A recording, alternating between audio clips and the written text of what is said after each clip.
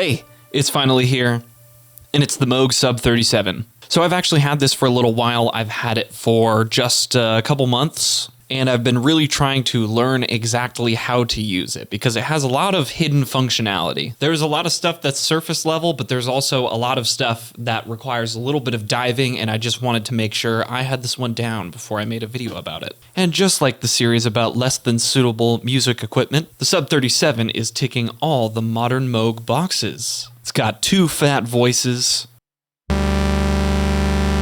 the beautiful Moog ladder filter,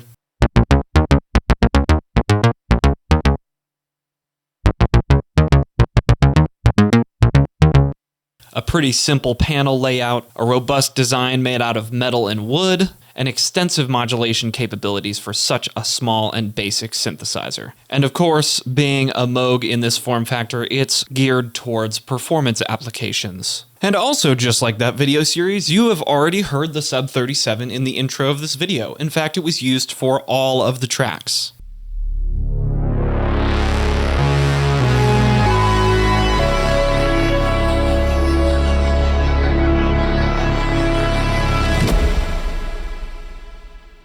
Course, except for the percussion at the end. It's got a really versatile sound, and I think it's really thick and nice. It has a nice oomph on the bottom end. Unfortunately, just like all the other ladder filters, maybe with the exception of some newer revisions, the resonance does cut off a lot of the low end.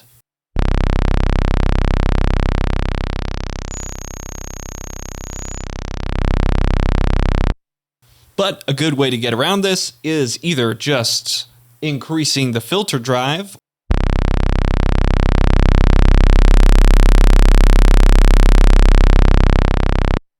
or doing the classic Moog thing and driving up that external input for some nice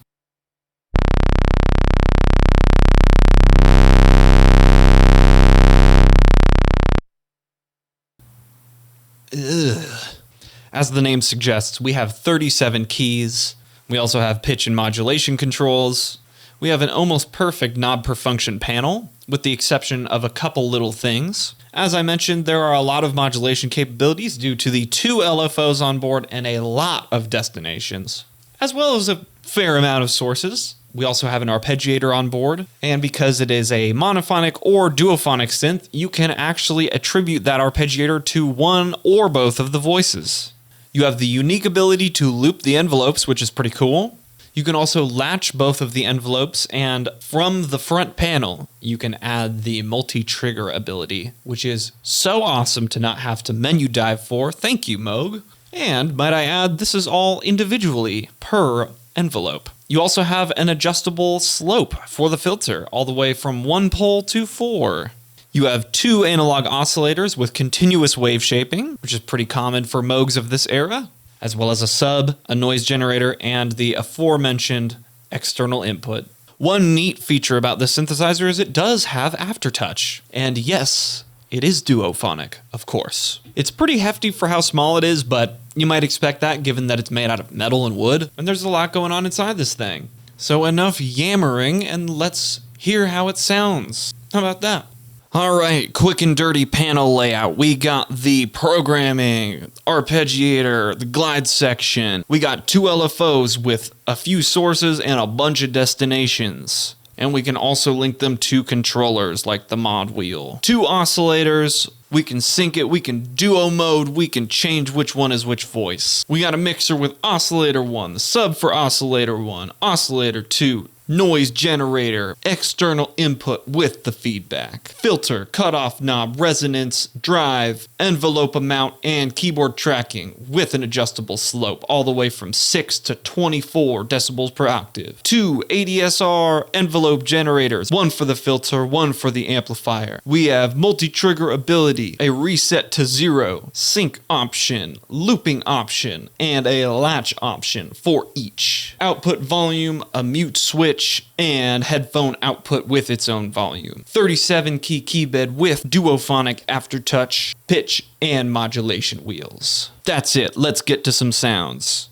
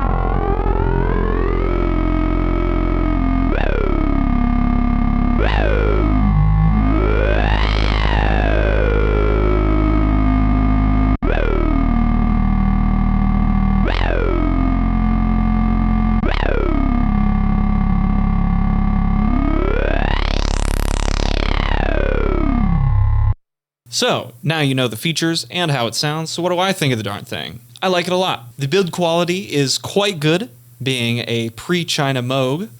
Not quite on the same level as something like the Voyager, but pretty darn close, especially because they're all handmade, or they were all handmade. Still quite sturdy and quite hefty for something of its size, which I think is a good thing. I quite enjoy that all the I/O is on the left side, just like all of the other fatties and subs. Makes the rear end look quite a bit nicer, if you catch my drift.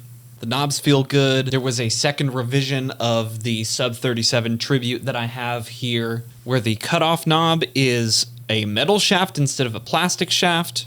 So that's supposed to be sturdier, and then it also has a couple of other things, like an improved key bed. And that improved key bed and some of the other features were carried on to the later subsequent 37, which is still in production as of the time of this video. So, if you wanted to get a used one of these, you could get one on Reverb, or if you wanted to get the newer version, the subsequent 37, they still make it. And you can buy it new. Although I would recommend buying a used one, because I feel like used gear is always better. It's always keeping stuff out of, someone's hands who's not using it, and it's creating less waste, which is always great. Anyways, I love the keyboard. It's not my favorite out of everything. I would say if I had to choose a keyboard out of anything I've ever played that is so good, I would say the XP30 is ridiculous. Maybe second in line would be either my Prologue or the Juno 106.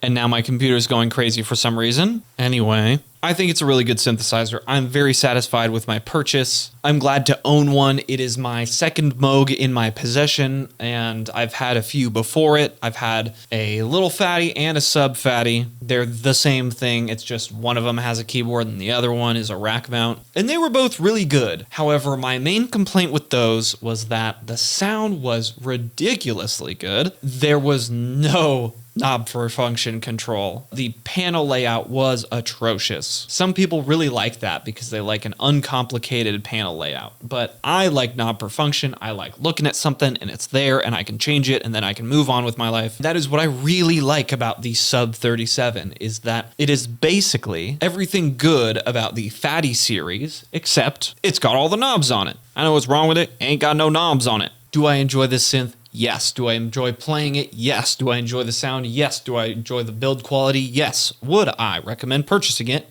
Yes. If you are looking for the Moog sound on not an insane budget so as to buy something like a Voyager or a Mini Moog or something like that, I would thoroughly recommend the Sub 37 over something like the Sub 25. I've not tried any of the newer Moog synths like the Matriarch or the Grandmother or the Muse or any of those. I would absolutely love to try the Matriarch because that thing looks beautiful. But I don't have the money for that. I have the money for this. That's why I bought it. Thank you for watching my demo and review of the Sub 37 Tribute Edition. I really like it. I enjoy it as a sidecar to my Voyager. The Voyager is really nice for more complex sounds because it has a lot more going on. Sub 37, quick and dirty, still sounds so good. It will be my new go-to mono synth, especially for MIDI programming. I do very much enjoy the Yamaha CS15, however, that is a play it by hand instrument because I do not have a MIDI to CV converter. And even though it sounds so good, I am not a keyboard player, as I have said at least a few times. And that will remain for when I get a little better or when I want to do at least 15 takes. Anyway, that's it. Thank you for watching. Hope you enjoyed. Hope you found it helpful and informative and entertaining. I like this microphone situation because it's better than that one and it's better than having to crane my neck to wherever for that one. Let me know what you think. Thank you for watching. See you in the next one. Peace.